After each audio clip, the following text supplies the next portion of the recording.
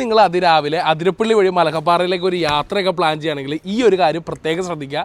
ഇല്ലെങ്കിൽ നല്ലൊരു 8ന്റെ പണി കിട്ടും കേട്ടോ.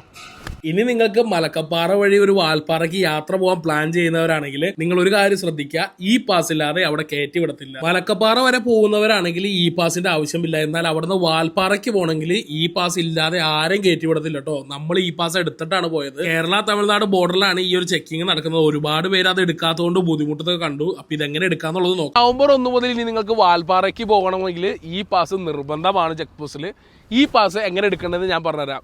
ഗൂഗിളിൽ തമിഴ്നാട് TN ഇ പാസ് എന്ന് അടിച്ചു കൊടുത്തിട്ടുണ്ടെങ്കിൽ തമിഴ്നാട് ഇ ഗവർണൻസ് ഏജൻസി എന്ന് പറഞ്ഞിട്ടൊരു സൈറ്റ് കാണാൻ സാധിക്കും. അതിൽ നിങ്ങൾ ക്ലിക്ക് ചെയ്യുകയാണെങ്കിൽ വിത്തിൻ ഇന്ത്യ കൊടുക്കുക. 3 സ്ഥലങ്ങളിലേക്കാണ് ഇ പാസ് തമിഴ്നാട് കൊടുക്കുന്നത്: കൊടൈക്കനാൽ, നീലഗിരി, അതുപോലെ തന്നെ വാൽപ്പാറ. അതിൽ വാൽപ്പാറയിൽ ക്ലിക്ക് ചെയ്തിട്ട് നിങ്ങളുടെ മൊബൈൽ നമ്പറും ക്യാപ്ഷൻ ടൈപ്പ് ചെയ്ത് കൊടുക്കുകയാണെങ്കിൽ നിങ്ങൾക്ക് OTP വരും.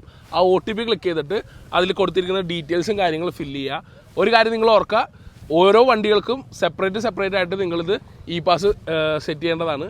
അപ്പോൾ എല്ലാവരും ഇ പാസ് എടുത്തിട്ട് യാത്രകൾ ചെയ്യുക.